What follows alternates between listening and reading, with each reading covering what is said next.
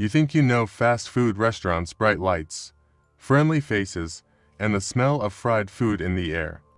But what happens when the usual comfort of your favorite KFC turns into a night you wish you could forget? Tonight, I'm taking you into the dark corners of a KFC restaurant where one late shift turned into an unimaginable nightmare.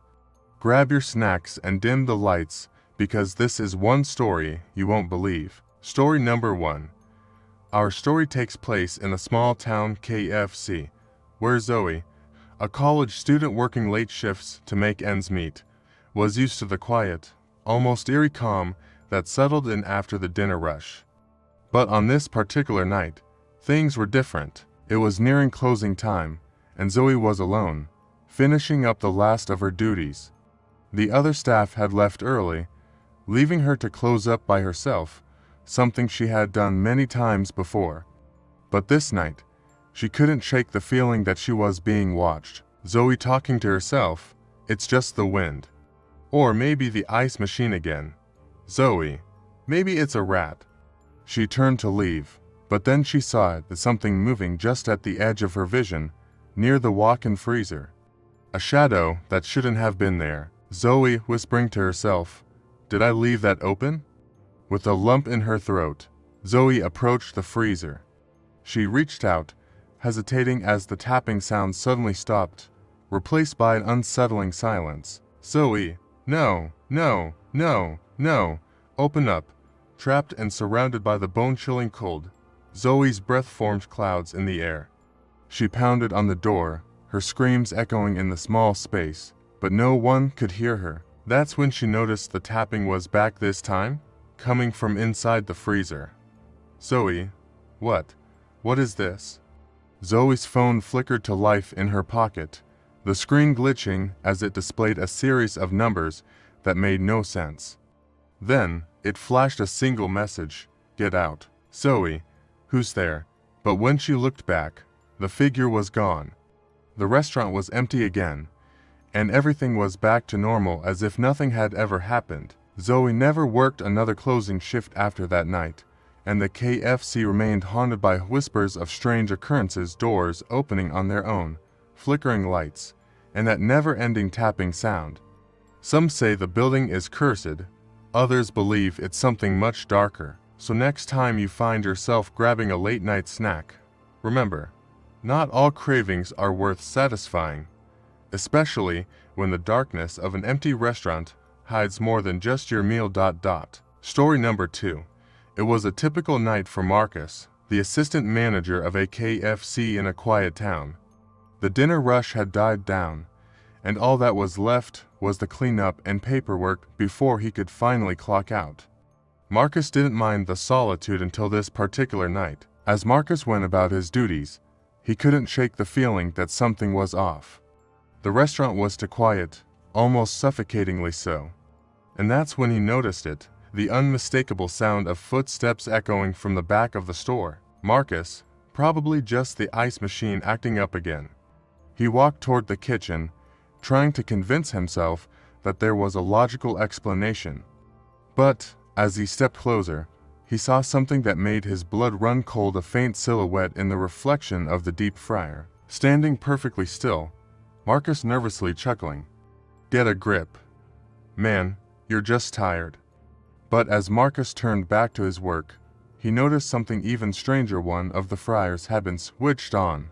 Hot oil bubbled and hissed violently, even though he was certain he had turned it off hours ago. "Marcus, damn it. Where's the breaker?" The lights returned moments later, but what Marcus saw next made his heart nearly stop. Written on the foggy glass of the fryer was a single word, scrawled in what looked like grease. "Help?" Marcus answering, voice shaky, "Hello." Voice on the other end, distorted and faint, "Why didn't you help me?" The voice on the other end was barely audible, but it sent shivers down Marcus's spine. He dropped the phone, but it continued to ring incessantly, echoing through the empty kitchen. Marcus whispering, horrified, "No, that's impossible." The figure on the screen wore an old, stained KFC uniform, the kind that hadn't been used in decades. Its face was blurred, as if it were stuck between this world and the next. Marcus never spoke of that night again, but he quit his job the very next day.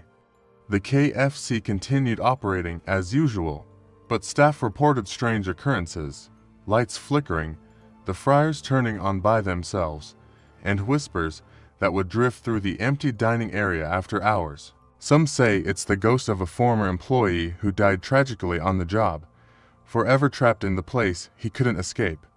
Others believe it's something even darker, lurking in the shadows, waiting for the next unlucky soul to take the closing shift. Story number 3. Meet Alex, a 19-year-old KFC worker juggling college classes and late-night shifts to make ends meet. He'd worked countless closing shifts before, but this night was different. The atmosphere felt heavy, almost oppressive, like the building itself was waiting for something. Alex had volunteered to stay late and finish cleaning up after the evening rush. He was the last one in the restaurant, and he didn't mind. It meant a quiet space to think. But as the minutes ticked by, he started to notice strange noises, scratching sounds, like something crawling inside the walls. Alex to himself, probably just rats.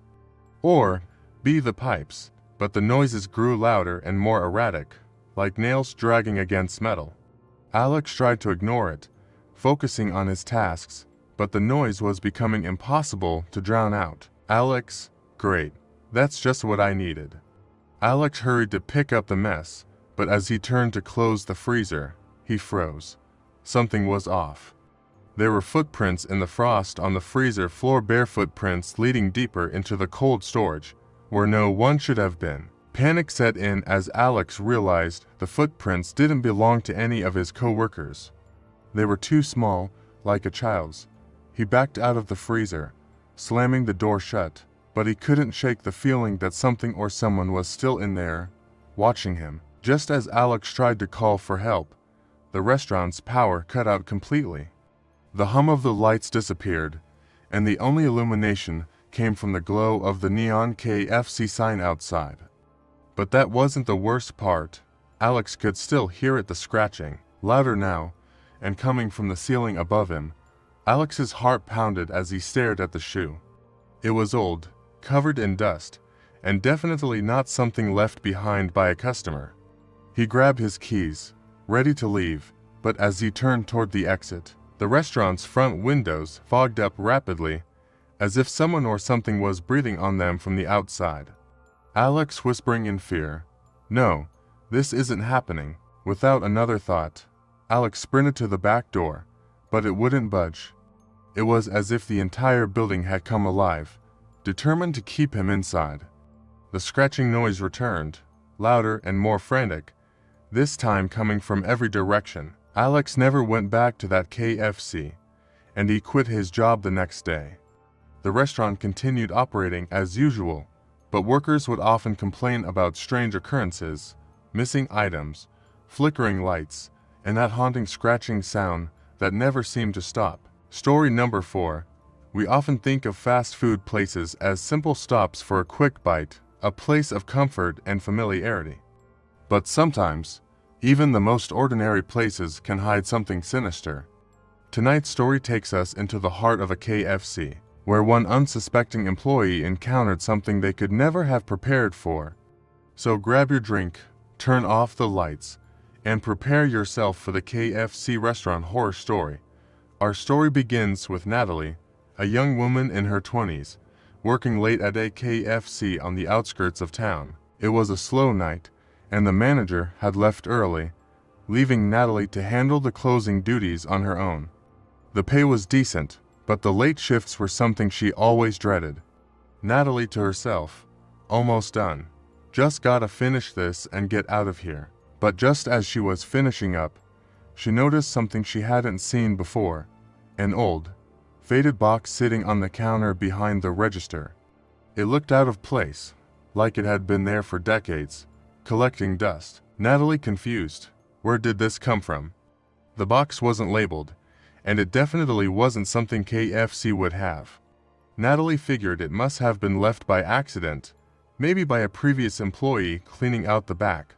But as she reached out to touch it, a sudden chill ran through her, like the air itself had dropped several degrees. Natalie picked up the figurine, inspecting it closely. It was oddly heavy, and as she held it, she felt a strange sense of unease, like she was being watched. Suddenly, the restaurant's lights dimmed, casting the room in an unsettling darkness. Natalie nervously laughing to herself. "All right, this is getting creepy. Double quotes. All right, this is getting creepy. Double quotes." But as she put the figurine back, the lights flickered violently, and all the appliances in the kitchen roared to life. The fryers bubbled, the ice machine clattered, and the microwave beeped incessantly. Natalie backing away, scared. What the hell is happening? The noise was deafening, and Natalie could barely hear her own thoughts. She rushed to unplug the appliances, but nothing worked. They continued to function as if possessed. That's when she heard a soft clucking sound, faint but distinct, coming from the dining area. At first, she thought it was a prank, a coworker messing with her. But as the figure stepped into the light, her heart nearly stopped. It was a giant, grotesque chicken, towering over her with mangled feathers and eyes that glowed a sinister red, just like the figurine. Natalie screaming, "No, stay away from me." But the creature didn't stop. It lurched forward, its clucking growing louder and more distorted, echoing around the restaurant. Natalie grabbed the nearest object, a tray, and hurled it at the creature. But it passed right through, as if the beast were made of smoke. And then, just as quickly as it had appeared, the creature vanished. The lights stopped flickering, the appliances went silent, and the restaurant was calm once more.